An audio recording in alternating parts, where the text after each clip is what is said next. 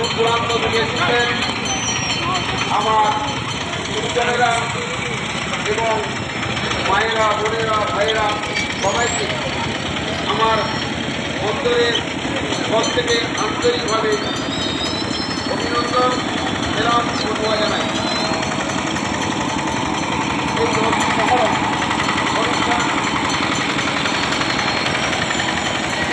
এটা হচ্ছে কারোলা প্রান্তরে ন্যায়ের জন্য জীবনের অধিকার, অন্যায়ের সঙ্গে কোনো আপত্তি করেছিলেন, ন্যায়ের পক্ষে দাঁড়িয়েছিলেন। হাফেজ রাদিয়াল্লাহু তাআলা হাফেজ হোসেন শহীদ কারবালা ময়দানে ওনার শিশু জীবনের বলিদান দিয়েছিলেন।